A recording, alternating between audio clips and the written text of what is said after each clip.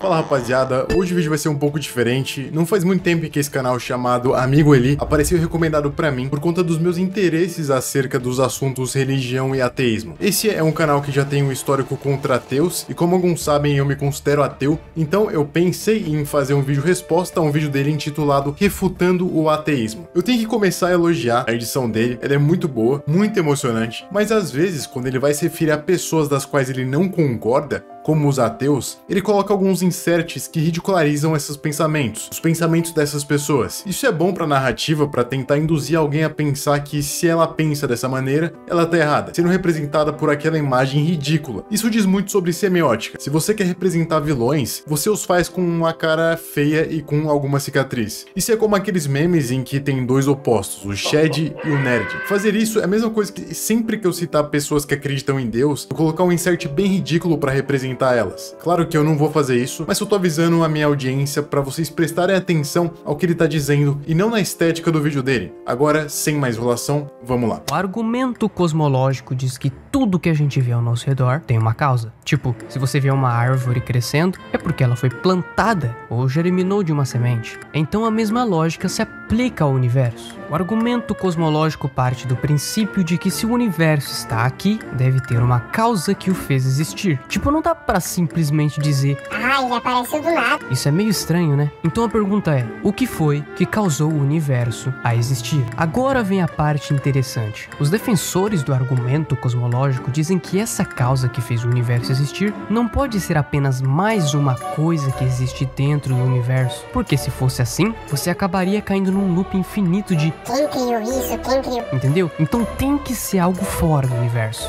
algo que não precisa de uma causa para existir, porque é a própria causa de tudo. E é aí que muita gente associa essa causa a Deus, sacou? Porque é algo que está além do que a gente pode ver ou entender completamente, mas que deu origem a tudo que a gente conhece. Tem gente que diz que o argumento cosmológico está cometendo uma falha de raciocínio chamada falácia da composição. Eles argumentam que só porque todas as partes do universo têm uma causa, não significa que o universo como um todo também precisa ter uma causa. Mas não é bem assim. A ideia é mais sobre o princípio de que tudo que começa a existir tem uma causa, e não sobre assumir que o todo é igual às partes. Não entendeu? Então calma lá. A falácia da composição diz que essa ideia seria como dizer que se todas as peças de um quebra-cabeça são pequenas, então o quebra-cabeça inteiro também deve ser pequeno. No entanto, o argumento cosmológico não está afirmando que o todo é igual às partes. Assim como cada peça de um quebra-cabeça tem uma causa para existir, alguém que a fabricou, por exemplo, concluímos pela lógica que o universo como um todo também deve ter uma causa para sua existência, mesmo que seja algo além de suas partes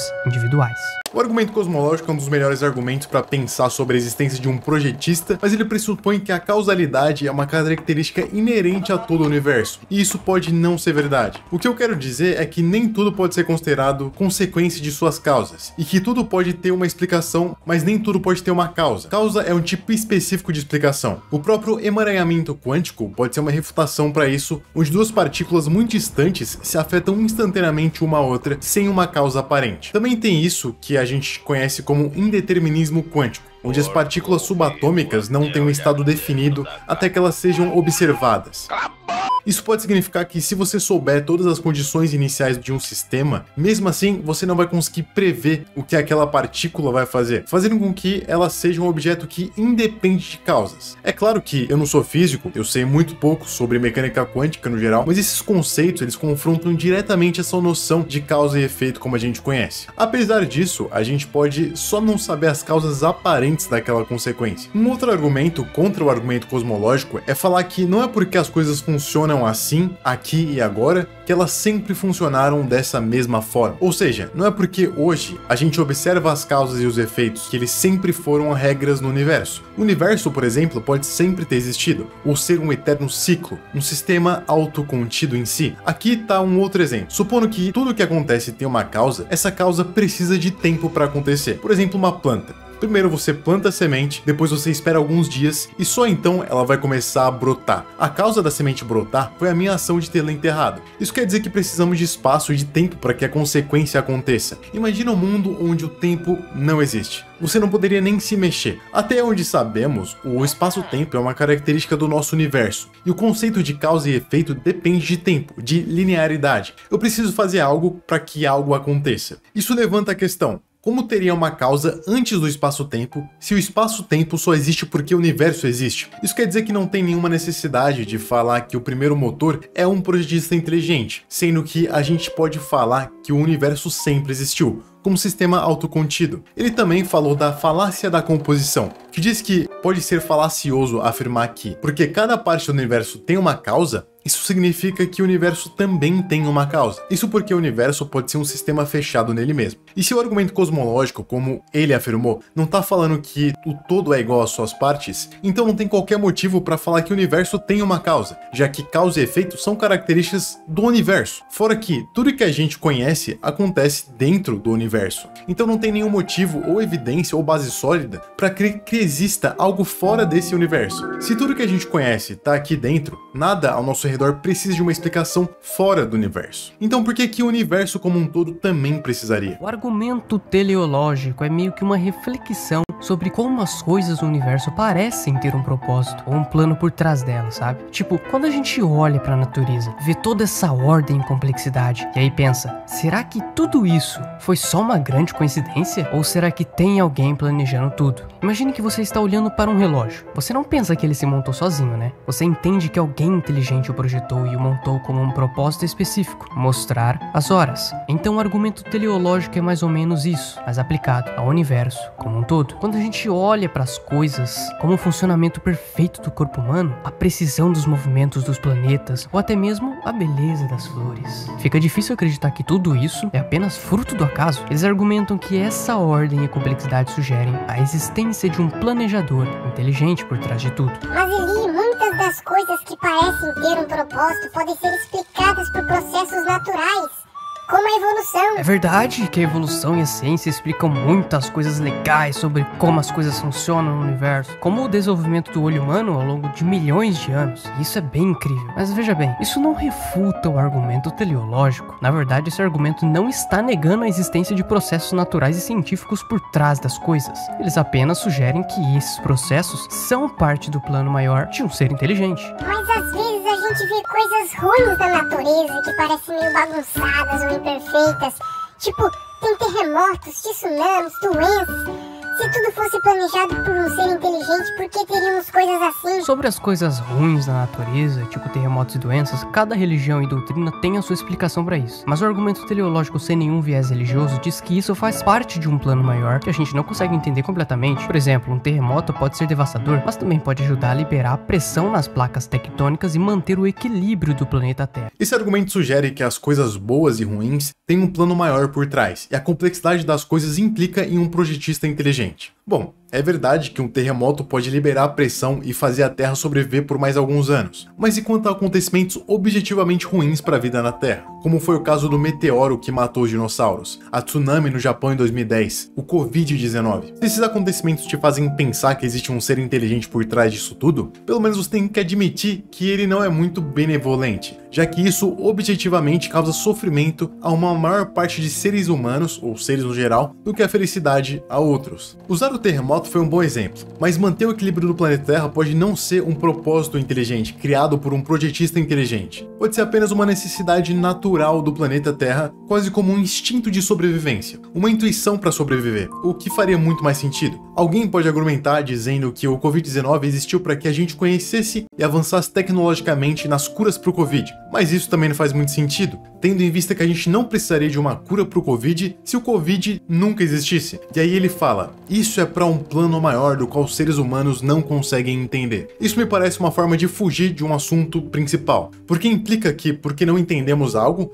deve haver uma explicação misteriosa ou transcendente por trás, sendo que a gente pode só não entender, assim como não entendíamos os terremotos há centenas de anos. A natureza é mais como um jogo de acerto e erro. Os animais que melhor se adaptam continuam vivos e os que não se adaptam morrem. Mas eu concordo absolutamente. Os humanos, eles têm limitações em suas capacidades. A gente não vê um monte de coisa. As cobras podem ver radiação térmica. Os povos detectam a luz infravermelha. Só que eles terem essa capacidade não implica que exista um plano para que eles tenham isso, mas simplesmente porque é necessário para que eles se adaptem melhor ao seu ambiente. Na minha opinião, é um salto muito grande você sair de temos limitações cognitivas e para isso existe um plano divino, ou por isso existe um plano divino. Até porque a natureza me parece um pouco cega. Ela vai testando tudo e o que dá certo fica. Isso é ao contrário de afirmar que há um agente inteligente por trás. Um ser de inteligência infinita não iria ficar testando o que dá certo e o que dá errado. Ele acertaria na primeira vez. Existem refutações para esse argumento que contrastam diretamente diversas religiões. O argumento teleológico não prova a existência de um Deus onipotente, onipresente e onisciente. Apenas diz que teve um projetista. Esse projetista pode não ter pensado em tudo, ele pode ter criado um sistema muito simples, como uma explosão de bolas de bilhar, das quais eles não sabem onde vai parar. Para mim tá claro que o argumento teleológico reflete uma vontade humana de tudo ter um sentido por trás, um sentido divino, e que tá longe de ser o bem-estar humano. Eu penso que vidas não têm qualquer propósito divino, assim como as vidas dos dinossauros que foram mortos por uma catástrofe. Demorou para que o meteoro chegasse, mas ele chegou. Ou você vai me dizer que o propósito da vida dos dinossauros era para que os humanos criassem Jurassic Park, o que não seria um propósito ruim, sinceramente. O argumento moral é meio que uma reflexão sobre de onde vem o nosso senso de certo e errado, saca? Tipo, por que a gente tem essas noções de moralidade? Como não mentir, não roubar, tratar os outros com respeito, essas coisas todas. Essas noções de moralidade não podem simplesmente surgir do nada, né? Tem que haver uma base sólida, algo além de nós mesmos, que define o que é moralmente certo e errado. Se a gente vê alguém maltratando um bichinho indefeso, a maioria de nós sente que isso é errado, né? Mas por quê? O argumento moral diz que isso vem de algo maior, uma fonte de moralidade que transcende a nossa própria opinião ou cultura. Essa fonte de moralidade só pode ser Deus.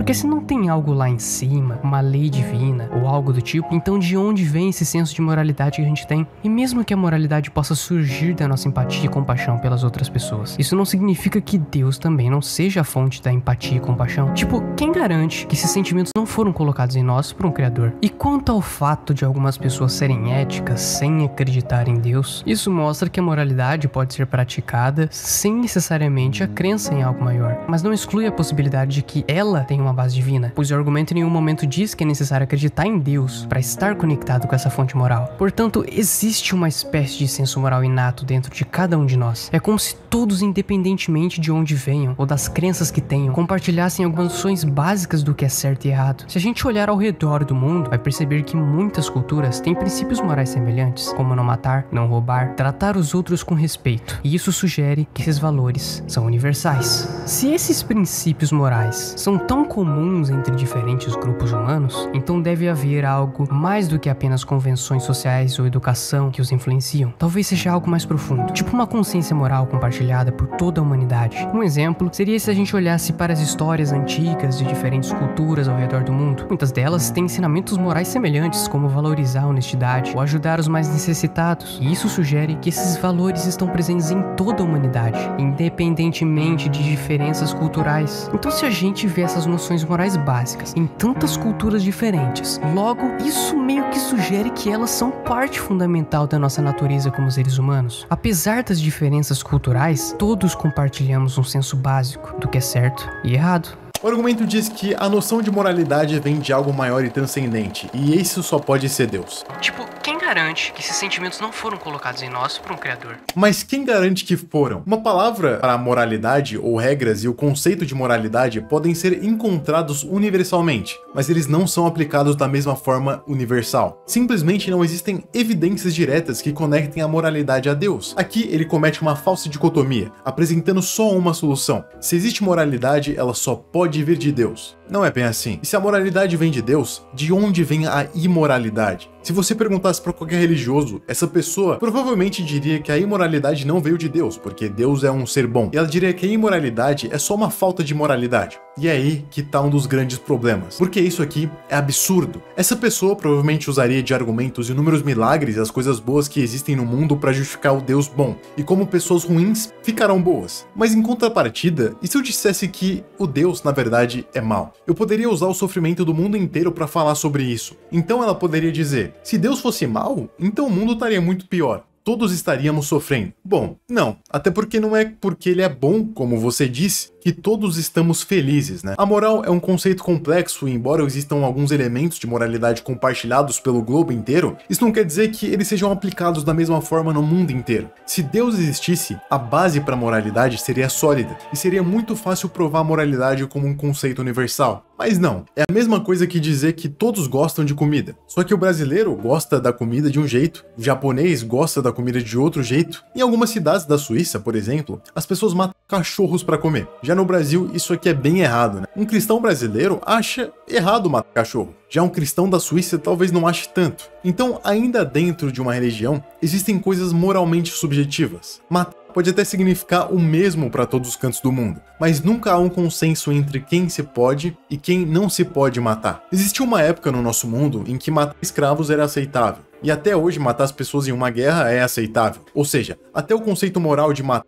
é relativo, ou seja, como se aplica essa palavra é relativo. A lei moral não é objetiva para todos os povos. Logo, se ela foi colocada por Deus, foi colocada com diferentes sensos de aplicação ao redor do mundo inteiro, o que não condiz com a universalização de uma vontade benevolente. Mas isso se encaixa na descrição de um Deus que só quer ver o caos por causa da diferença de opiniões, como Locke. Além disso, você pode ser ateu e acreditar na moral objetiva. Não tem qualquer problema nisso. Acreditar em uma moral objetiva não depende de acreditar em Deus. Fora isso, a moralidade pode ser explicada por outras formas mais evidentes e com mais dados, como a evolução humana, construção cultural ou até mesmo a maturidade da razão, da qual a gente vai citar mais pra frente, que foi conquistada com muito estudo e pensamento, e não simplesmente uma intuição básica. Mesmo assim, é extremamente fácil falar sobre o que é moral. Alguns dizem que é reconhecer o bem e o mal, ou ter forte senso de fazer o bem e evitar o mal. Só que é tão difícil fazer o bem e reconhecer o bem, que não é absurdo afirmar que todo mundo é imoral o tempo inteiro por ignorância. O argumento da alma imortal é tipo uma ideia que diz que a gente tem uma parte de nós que é eterna. É como se tivéssemos uma alma, que é meio que a nossa essência, e que continua existindo mesmo depois que o corpo morre. A alma é responsável por coisas como a consciência, a personalidade e até mesmo os sentimentos. É meio que o nosso eu verdadeiro, que não se limita ao corpo físico. E aí, a ideia é que se a gente tem uma alma que continua existindo mesmo depois que a gente morre, então isso abre as portas para a existência de algo além da vida terrena, tipo uma vida após a morte, ou um plano espiritual. A alma é nossa essência e continua existindo depois que a gente morre. Novamente, o que a gente tem aqui é uma falta de base sólida. Em anos não houve nada que detectasse alma e todas as observações e estudos indicam que a mente e a consciência estão ligadas ao funcionamento do cérebro e do sistema nervoso, sem qualquer necessidade de invocar a existência de uma entidade imaterial como a alma. Você pode até pensar, ué, mas se não existe alma, como que eu penso nela? Acredite ou não, eu já vi gente dando esse argumento e eu sei que o amigo Eli não deu. E a minha resposta é, você pode ser capaz de imaginar Hogwarts e o mundo dos bruxos, mas isso não vai fazê-los existir. Ou imaginar uma alma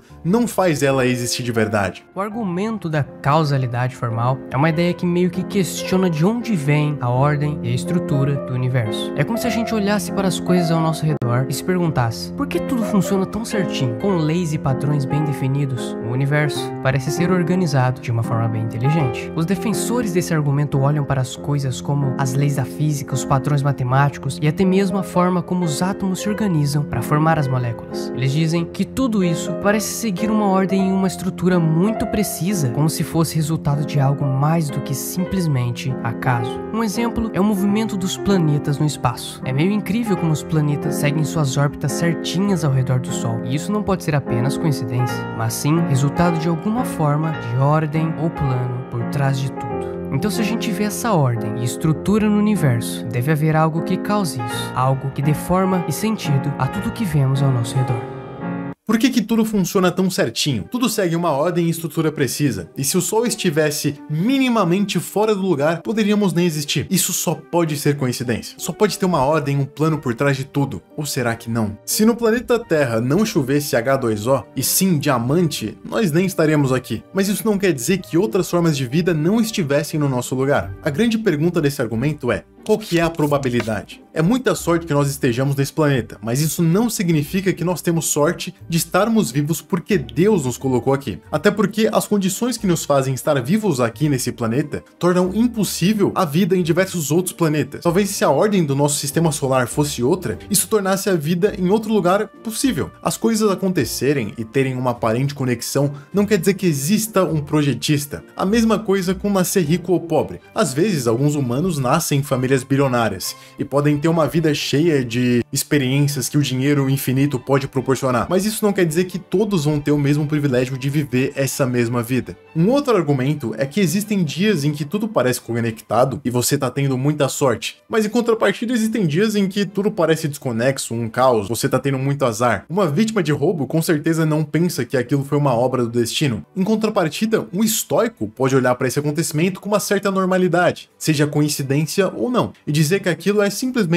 a vida, a fortuna, o destino. O fato é que as coisas acontecem, mas é a percepção de cada humano e cada filosofia que julga como coincidência ou não. Não porque um projetista projetou para que tudo fosse como é, mas porque várias causas complexas dentro desse sistema que a gente chama de universo aconteceram, e delas surgem múltiplas outras causas. Entenda que não é o andar que faz correr, mas é também o respirar, o focar, o pensar e o querer. O argumento da contingência tenta entender por que as coisas existem da forma como são, sabendo que poderiam ser diferentes, ou nem existir. Os defensores desse argumento olham para tudo ao nosso redor e dizem: poxa, por que esse universo existe do jeito que é? Por que as coisas são assim e não de outra forma? Ou simplesmente não existem? Tudo no universo parece depender de alguma outra coisa para existir, e essa coisa por sua vez depende de outra, e assim por diante. É como uma grande cadeia de dependência, onde cada coisa precisa de algo anterior para existir. Um exemplo seria a água. Ela precisa do hidrogênio e do oxigênio para existir, e esses elementos precisam de reações químicas para existir, e assim por diante. É uma dependência sem fim. E aí a ideia é que se tudo no universo parece depender de algo anterior para existir, então pode haver algo lá no início de tudo que não precisa de nada além de si mesmo para existir. Algo que seja a causa de tudo, mas que não tenha uma causa própria. Que as coisas existem dessa forma. O argumento da contingência é quase um argumento cosmológico, mas ele tenta provar Deus através de coisas contingentes, ou seja, coisas que podem ou não existir. E se tudo pode ou não existir, então tem um momento em que nada existe. Mas isso é impossível.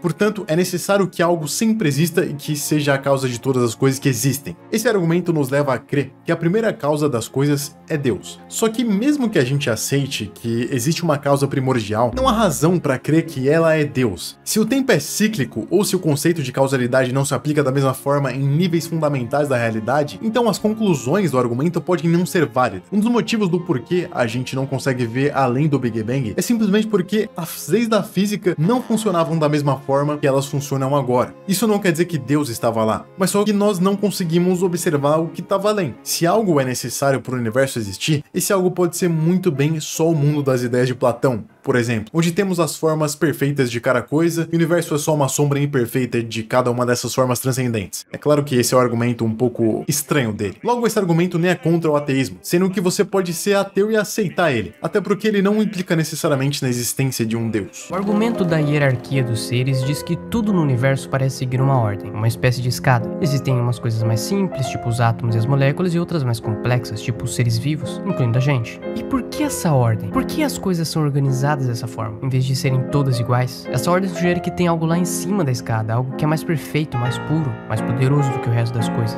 Algo que meio que puxa as cordas e mantém tudo funcionando do jeito que é. Um exemplo seria a gente olhar pro céu e ver as estrelas. Elas são tão grandes e poderosas, e a gente é tão pequenininho perto delas. Então, é como se as estrelas estivessem lá em cima na escada, enquanto a gente tá lá embaixo. E se a gente percebe essa hierarquia dos seres, então pode haver algo lá em cima que é a causa de tudo, que dá ordem e sentido para toda essa escada. Existe uma hierarquia dentro dos seres que vai de micro-organismos mais básicos até os humanos. Isso implica na existência de algo acima de tudo. Bom, isso implica que existem seres superiores a outros, mas com base no que você faz esse tipo de afirmação? O que exatamente torna um ser superior a outro? É a força física? A capacidade de raciocínio? Se for a força física, então os elefantes são os seres mais fortes do universo. Se for a capacidade de raciocínio, então os computadores já superaram os humanos há muito tempo. Entende? Então não há qualquer razão para supor que os seres humanos são o ser mais superior. Todos têm características distintas. Uns são mais fortes, outros mais fracos, uns mais inteligentes, outros nem tanto. Mas nada disso quer dizer superioridade. Esse argumento diz que o ser humano, por exemplo, é mais complexo e mais capaz que uma pedra. Agora imagine esse ser tão superior, que é o ser humano, vivendo no vácuo do espaço. Ele não viveria, ele morreria. Superioridade é indicativo não só de capacidade, mas também de autossuficiência. O ser humano não é mais capaz do que uma pedra de sobreviver sozinho. O argumento de hierarquia dos seres ignora a relação de dependência e cooperação que cada um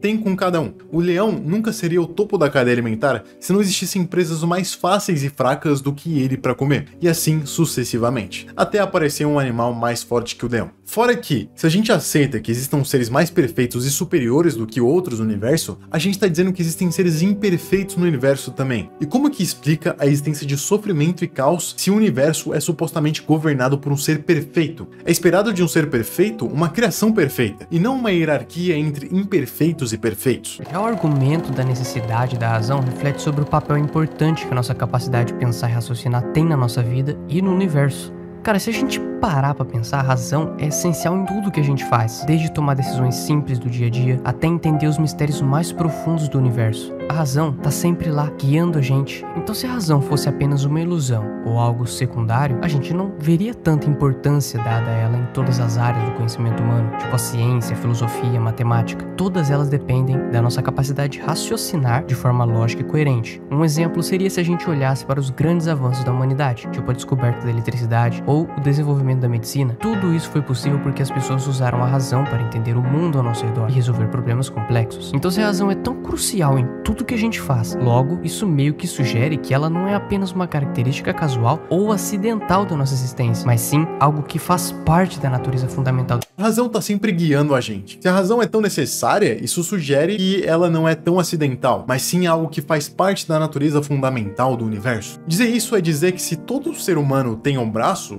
porque é necessário, o universo também tem um braço. Essa é uma inferência precipitada, onde você implica que existam conceitos fundamentais em todo o universo, quando na verdade pode ser só uma característica humana. A razão pode ter sido criada pela própria evolução humana, ou pelo desenvolvimento cultural da humanidade. Não há evidência que mostre que poderia ser algo transcendente a isso, algo além. A razão não é o único guia da vida humana. A intuição, a imaginação, o inconsciente, os sentimentos, tudo isso existe, mostrando que a razão não é tão fundamental assim. E existem seres que sobrevivem sem razão. Na verdade, o instinto de sobrevivência existe em mais seres do que a razão, fazendo com que ele seja mais fundamental e abrangente do que ela. Isso até se encaixa no argumento do terremoto lá que ele deu. Logo, se você fosse apontar a necessidade de algo, seria muito mais crível apontar a necessidade do instinto de sobrevivência. Fora que ainda existe uma discussão enorme sobre o que é razão, tanto filosófica quanto científica. E nisso a gente entraria em outros temas como o livre-arbítrio, mas isso aí fica para outro vídeo. O materialismo é uma visão de mundo que diz que tudo que existe é feito de matéria. Tipo, tudo que a gente vê, toca e sente é só um monte de átomos e moléculas se juntando de formas diferentes. Não tem nada além disso, segundo os materialistas. Mas olha só, o materialismo é meio limitado,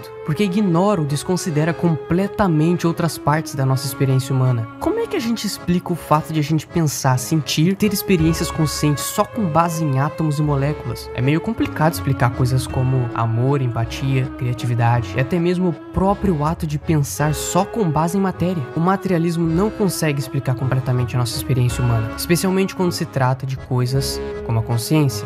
É verdade que o cérebro está envolvido em todo o processo, mas ele não explica tudo. Tem coisas na nossa experiência, como os sentimentos de amor, beleza e até mesmo a sensação de eu, que estão além da simples atividade cerebral. É como se houvesse algo mais. Então, mesmo que o materialismo dê uma explicação científica para essas coisas, ainda tem algo além da matéria que influencia a nossa experiência humana. É como se a gente estivesse tentando encaixar um quebra-cabeça, mas sempre faltasse uma peça. Ele reconhece que o cérebro tem influência no pensamento, mas diz que isso não explica a experiência do consciente e do senciente, por exemplo. A neurociência cognitiva estuda como os processos mentais têm relação com a mente. Claro que a ciência, como um todo, não tem resposta para tudo e qualquer fenômeno mental, mas de pouco em pouco a gente está descobrindo como essas coisas acontecem. Antigamente as pessoas consideravam os fenômenos da mente totalmente vindos da alma. Hoje em dia isso já tem mudado muito. Por exemplo, a sensação de bem-estar ou qualquer outra sensação, como a de amor, é associada com os neurotransmissores. E mesmo que a ciência tenha avançado muito nesse campo, ela ainda não sabe de tudo. É verdade. A ciência, na verdade, é uma grande dúvida, até porque a certeza é a redução dessas dúvidas e não um simples salto de fé. Isso é a ciência. E quanto ao materialismo, não é porque o materialismo não explica algo ainda que esse algo só não pode ser material. O que acontece é que ainda não foi explicado. Isso não quer dizer que não foi explicado. O materialismo não é uma filosofia fechada que não se abre a novas descobertas. Na verdade, ele está sempre se atualizando. Desde a antiguidade, cada filósofo, cientista, dá a sua contribuição para isso. Fora que o fato da sensação de amor ser explicada pela neurociência não quer dizer que ele seja menos ou negado. Desvalorização, no meu ponto de vista, é você achar que o amor seria menor caso ele conseguisse ser explicado totalmente pelo materialismo. Aí você me pergunta, por que você acha que o materialismo provém mais respostas do que o que ele está tentando dizer? Simplesmente porque o materialismo, entendido por mim como ciência, a neurociência, enfim, tudo que é material, tem mais bases sólidas e mais evidências do que ele está tentando mostrar. O que ele diz é, o materialismo não explica isso e aquilo, mas outra coisa pode explicar. O problema é que ele ignora as respostas que o materialismo dá para essas coisas e, por outro lado, ele não apresenta nenhuma evidência de outra coisa que poderia explicar e nem como poderia explicar. Fora que se você se fecha para explicações puramente transcendentais e fora da matéria, você perde todos os argumentos da teologia natural, que busca conhecer Deus através da observação, razão e sem a necessidade da revelação.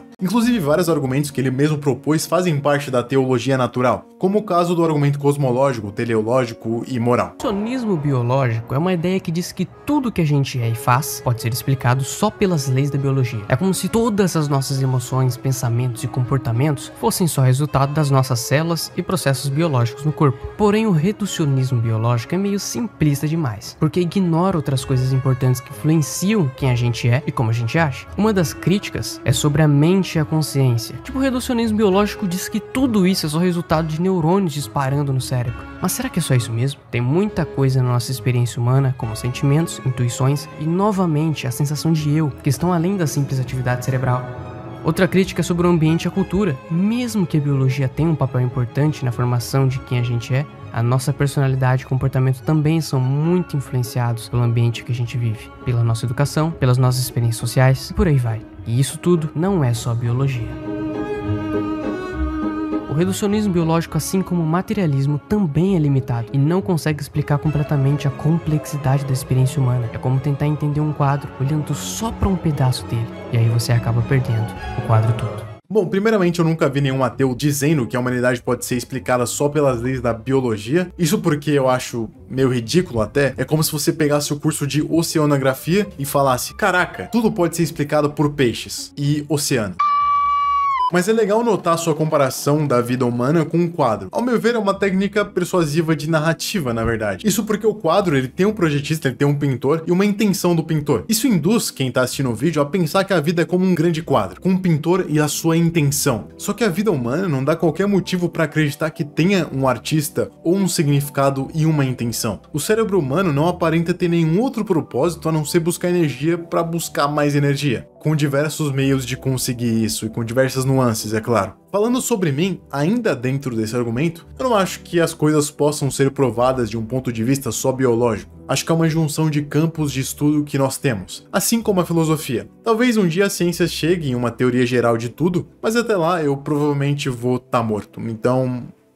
O positivismo lógico é uma ideia que diz que só dá para saber alguma coisa se puder ser comprovada cientificamente, onde tudo que não pode ser observado ou medido de alguma forma simplesmente não existe. Mas olha só, o positivismo lógico é radical demais. Ele acaba excluindo muitas outras formas de conhecimento que não se encaixam no modelo científico tradicional. Uma das críticas mais comuns é sobre questões que envolvem valores, ética e até mesmo a própria filosofia. Tipo, como você vai provar cientificamente se é certo ou errado ajudar alguém, ou se existe um propósito maior na vida. Essas coisas são meio subjetivas e não dá para medir com um tubo de ensaio. Outra crítica é sobre a própria autocontradição do positivismo lógico. Ele diz que só dá para saber coisas que podem ser comprovadas cientificamente, mas isso mesmo não é uma afirmação científica, é mais uma crença ou filosofia. Então é mais ou menos isso. As críticas ao positivismo lógico sugerem que ele também é limitado e não consegue abranger toda a complexidade do conhecimento humano. Quanto a isso, eu só tenho uma consideração a fazer. Nenhum método científico pode provar a si mesmo, porque eles são metodologias pertencentes à epistemologia e não à ciência. Essa é uma afirmação metodológica e não empírica. Logo, ela não tem nem a necessidade de ser provada, mas sim testada ou descartada. A sua eficácia se dá na ciência, mas a sua afirmação é epistemológica, do conhecimento. A minha conclusão depois de assistir isso é que nenhum desses argumentos foi de fato contra o ateísmo. Eles são mais para tentar provar a existência de Deus sem uma resposta da religião. Mas isso não torna o vídeo menos interessante da gente discutir ou ver. É legal esse tipo de argumento, são argumentos bons. E é muito legal discutir o quanto de lacuna tem neles, ou quanto errados eles podem estar, ou os limites da nossa imaginação ao imaginar esses argumentos. Bom, eu acho que é a primeira vez, e talvez a última, que eu faço algo assim, menos se vocês gostarem bastante. Então deixa um comentário, dá a sua opinião aí nos comentários, dá o seu pensamento. Vai que você tenha pensado em algo que eu não tenha pensado, ou vai que você queira me refutar aí nos comentários. Sinta-se à vontade para isso. E se você gostou desse tipo de vídeo, fala aí nos comentários para mim, vai ser bem legal um feedback. Agora, eu vou ficando por aqui. Muito obrigado por terem assistido, um abraço e até a próxima.